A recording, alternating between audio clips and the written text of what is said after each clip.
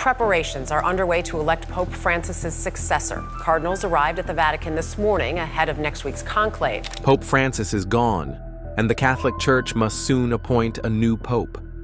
Many are qualified, but an ancient prophecy might offer a surprising clue. The College of Cardinals set Wednesday, May 7th as the start date to elect the next pope. Today, the Vatican released video of workers installing the stove at the Sistine Chapel, where the ballots will be burned during the conclave. Some believe Nostradamus, the famous 16th century prophet, predicted the rise of a pope from the East with a slightly darker complexion, pointing to Luis Antonio Tagle.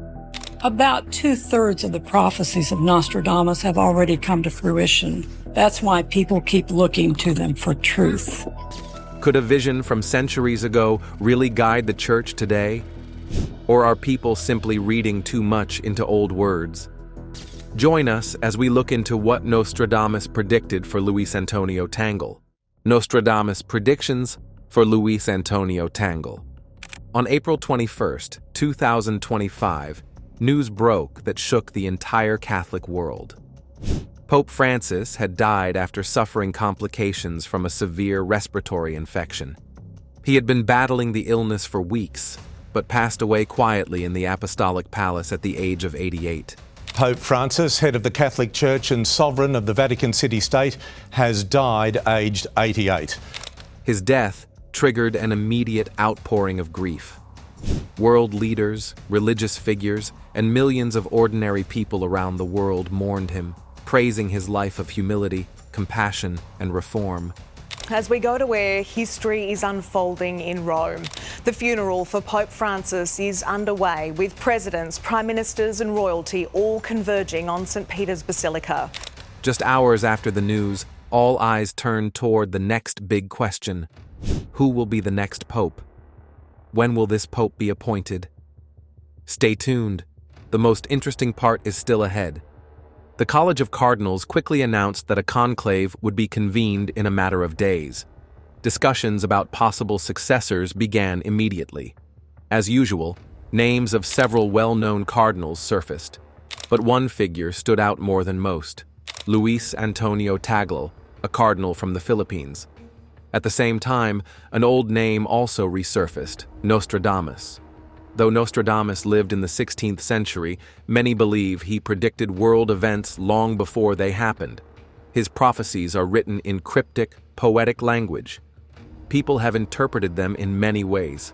One of his most chilling predictions speaks about a black pope, a pope of darker skin or possibly from outside Europe, whose reign would coincide with major troubles for the Church and even its destruction. With Pope Francis gone and an election coming, many started connecting Nostradamus's words with Luis Antonio Tagle. Born in Manila in 1957, Tagle is Asian, Filipino, and has mixed Chinese ancestry. He has long been seen as a potential future pope. His humility, charisma, and deep theological background have earned him respect not only in Asia, but across the global Catholic community. My dear brothers and sisters, we thank our God, Father, Son, and Holy Spirit, the God who is love, for gathering us as a family of faith. Over the years, he served as Archbishop of Manila and later became the prefect of the Congregation for the Evangelization of Peoples, a major role in the Vatican that deals with missionary work around the world. Now, Nostradamus's words seemed more alive than ever. The prophecy, as interpreted by many, talks about a time when the Church would be led by a black pope, black either because of his race, his order, such as the Jesuits, known for their black cassocks, or because he would come from outside the traditional centers of power. It mentions that, during his reign, the Vatican would face deep crises, and that this time would mark the end of an era for the Church. Many people originally thought the prophecy pointed to Pope Francis because he was the first Jesuit pope. But now, with a new election ahead and an Asian frontrunner like Tagle, others began to wonder if Nostradamus was pointing even further into the future.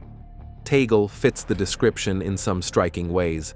First, he is non-European, coming from a region that has long been considered on the margins of Catholic power. Second, the Church in Asia, and especially the Philippines, represents a growing part of Catholicism's future. With the faith declining in Europe and North America, but booming in places like Africa and Asia, many believe that electing a pope from these regions would be a natural and necessary step. Tagle also carries the image of a reformer, much like Pope Francis. His leadership style is humble and approachable. He speaks often about caring for the poor, welcoming migrants, and building a church that listens to the suffering. These themes resonate deeply with the challenges the Church is facing today. Still, some fear what Nostradamus warned.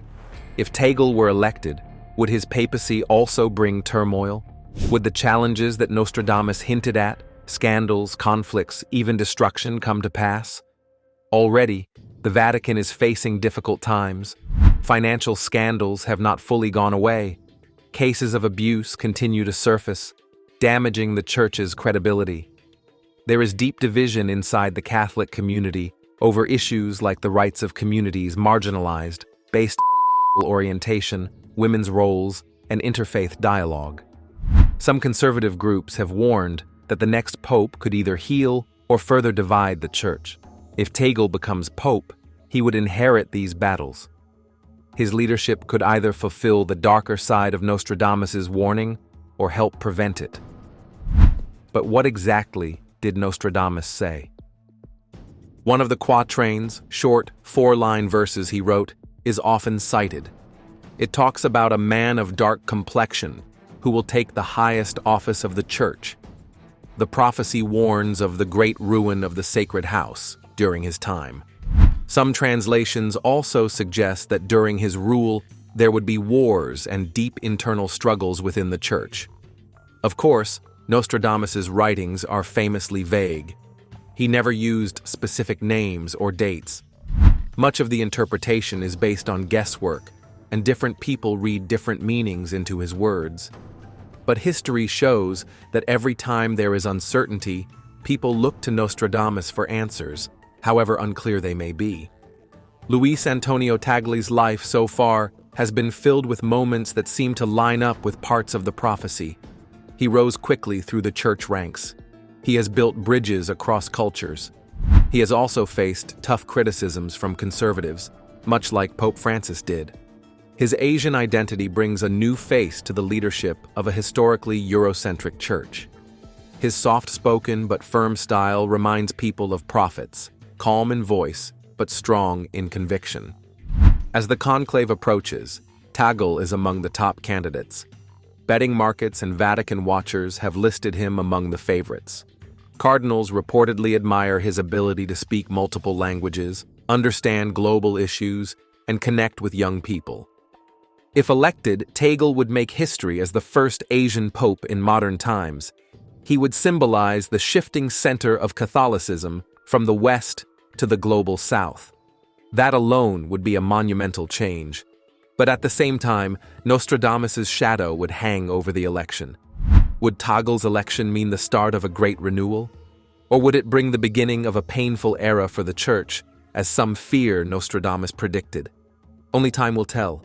For now, millions are watching, wondering if the old prophet's words are finally about to come true, and if Luis Antonio Tagle is the man written in the stars centuries ago.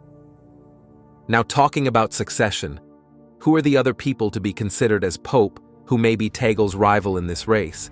What you're about to hear will blow your mind. Other prospects for the position of pope in line with Nostradamus's predictions. With Nostradamus's prophecy about a dark pope, or pope from the east, resurfacing, the question many are now asking is, if not Luis Antonio Tagle, then who? From Africa to Asia, several cardinals fit the image described in the old prophecy. These contenders are not just chosen because of the color of their skin or their background, but because of what they represent, growing parts of the Catholic Church, especially in the global South. Let's look at some of the most talked about names.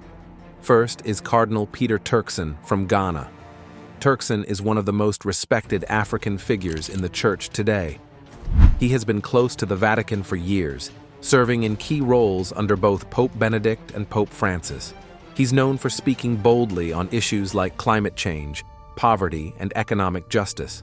Many view him as balanced, not too conservative, not too liberal. But age might be a factor.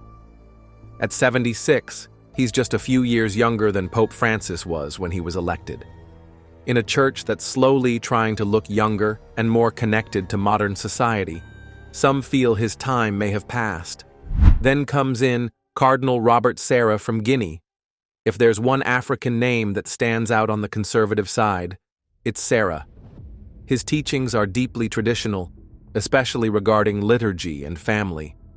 For some cardinals, that makes him appealing in a time when they feel the church has become too open. But that's also why others may hesitate. Electing someone viewed as a sharp contrast to Pope Francis's legacy could divide the church at a delicate time. There is also Cardinal Fridolin Ambongo of Congo. Ambongo is younger and seen as charismatic. As Archbishop of Kinshasa, he's faced serious challenges, conflict, political unrest, and poverty. But he's led with calm and strength. His focus on justice and peace has gained him attention, especially from those who want a pope more connected to the struggles of the world. Still, compared to someone like Tagle, Ambongo has spent less time at the heart of Vatican decisions. That matters in an election where knowledge of church politics and networks can carry weight. From Asia, another name that comes up is Malcolm Ranjith. He's been a strong voice in Sri Lanka and has held roles in Rome too. But like Sarah, he leans toward the traditional, which might limit his support among cardinals who want the next pope to continue the style of Pope Francis. So, why does Tagle still stand out? While all these men fit parts of Nostradamus's dark pope description, by skin tone, region, or both, Tagle brings something extra to the table. He's known globally, not just in Asia. He's lived and worked in Rome for years. So many cardinals know him personally. Unlike some contenders who are either too local or too far removed from global Catholic affairs, Tagle strikes a balance. He understands local pain and global politics. Also, many younger cardinals, especially from Latin America and parts of Africa, admire him. They see him as someone who listens, someone who understands today's challenges, migration, inequality, youth disconnection from religion, and who can respond with humility rather than rigid rules. Another factor is his role in evangelization. That's no small detail. As head of the Vatican department that looks after missions and global church growth, he's been helping shape the future direction of Catholicism. That's the kind of work that matters in a papal election. Nostradamus's prophecy says, "The dark one hidden in the clouds will rise, feared yet loved, to lead the church through storms." Some believe that fits Tagle not because of doom, but because of contrast. He is different from the usual, and yet many feel he could guide the church through difficult times. So while there are others who may be called dark popes by appearance, Luis Antonio Tagle stands out, not only because he matches the description more fully, being Asian, darker in tone, and from the East, but because his character, experience, and leadership are already fulfilling what many see as parts of the prophecy. But will Nostradamus's vision truly unfold the way people expect? Or will it remain a mystery wrapped in speculation? To answer that, we need to understand the man behind the words, and what we uncover next might just surprise you. Nostradamus, the man behind the prophecies. As speculations continue about whether Nostradamus's prophecy will come true, it is important to understand who he was, what he predicted, and how reliable those predictions have been over the years. Michel de Nostradam, known as Nostradamus, was born on December 14, 1503, in Saint-Rémy de Provence, France. He came from a family of Jewish origin who had converted to Catholicism. His early education included Latin, Greek, mathematics, and astrology, subjects that would later influence his works. In 1529, he entered the University of Montpellier to study medicine. After completing his studies, he worked as a physician during several outbreaks of the plague, gaining some recognition for his efforts. though he later faced accusations from medical authorities for practicing unorthodox methods. Around the 1540s, Nostradamus turned his attention to astrology and the occult. In 1555, he published Les Prophéties, a collection of 942 quatrains, four-line poems that he claimed foretold future events. The book quickly attracted attention and controversy. His prophecies, written in a mix of French, Latin, Greek, and Occitan, were intentionally cryptic, often filled with symbolic language, anagrams, and metaphors. Nostradamus's writings cover a wide range of topics: wars, natural disasters, the rise and fall of leaders, and religious upheaval. Because of their vague and layered wording, his predictions have been reinterpreted many times to fit different historical events. Let's take a look at them. One of the earliest and most famous claims about Nostradamus's accuracy involves the death of King Henry II of France. A quatrain described a young lion defeating an older one on the battlefield, with the older one dying from a wound to the eye. In 1559, King Henry II died during a jousting tournament when a lance pierced his eye and brain. Supporters point to this as evidence of Nostradamus's foresight, though critics argue that violent deaths in tournaments were common at the time. Nostradamus is also credited by some with predicting the French Revolution. Several quatrains mention the fall of the powerful and the rise of the common people. However, there is little specific detail that unmistakably ties his writings to the events of 1789 and beyond. Many scholars argue that such general descriptions could apply to numerous uprisings in history. The rise of Napoleon Bonaparte is another event often linked to Nostradamus. In particular, passages about an emperor coming from a region close to Italy who would bring devastation to Europe are interpreted as references to Napoleon. Again, the absence of specific names or dates allows for wide interpretation. Perhaps the most cited connection is between Nostradamus and Adolf Hitler. A quatrain mentions Hyster, which some believe is a misspelling or coded reference to Hitler.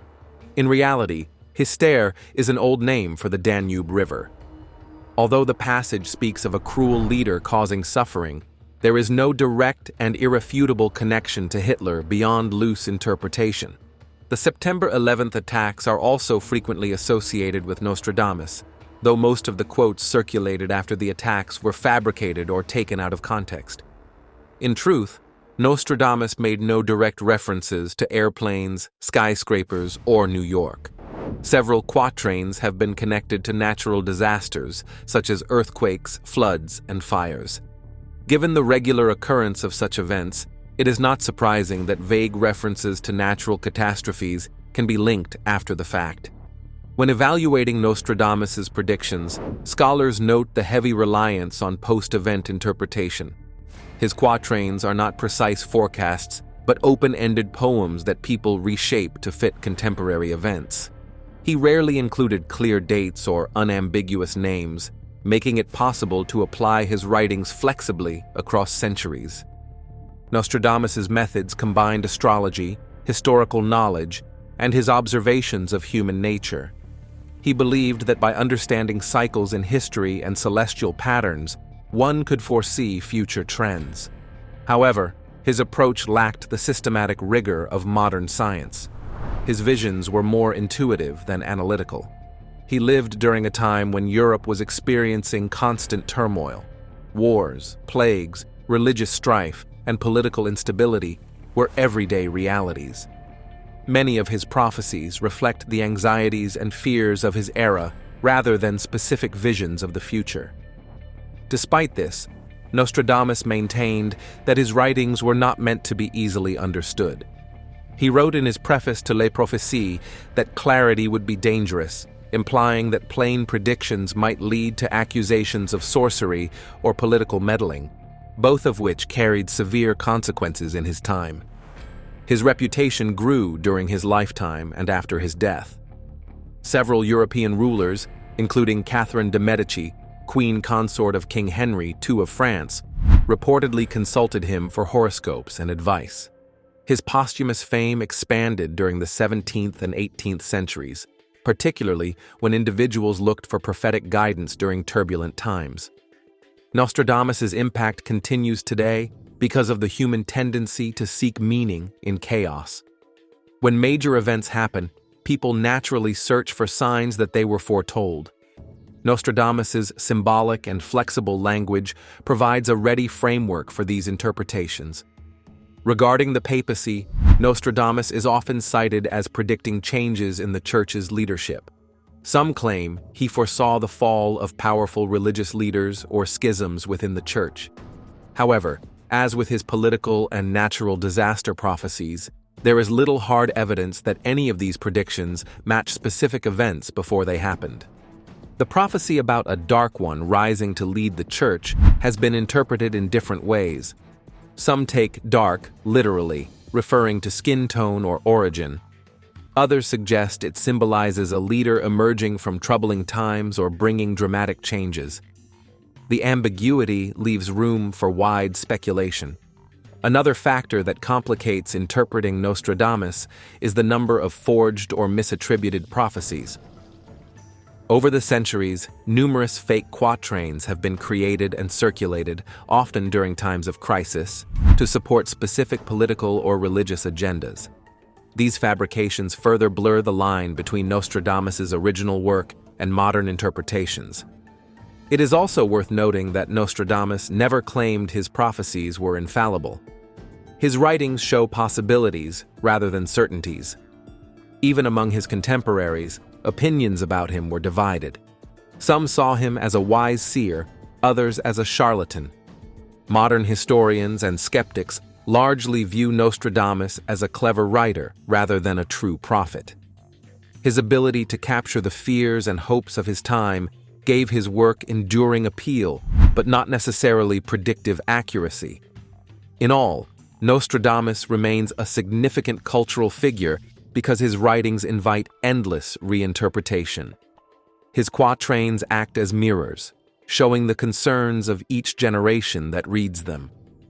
Whether the prophecy of a dark-skinned pope will come to pass remains uncertain. Like many of his other predictions, it may only seem clear after the event, if at all. Nostradamus offers a reminder that in uncertain times, people will always seek meaning, even when certainty is beyond reach. Was Nostradamus truly a prophet, or just a clever poet ahead of his time? And could Luis Antonio Tagle really be the next pope the world has been waiting for? Drop your thoughts in the comments. If you enjoyed this video, remember to like, share, and subscribe to our channel. Don't forget to check out the next video on your screen. You will enjoy it.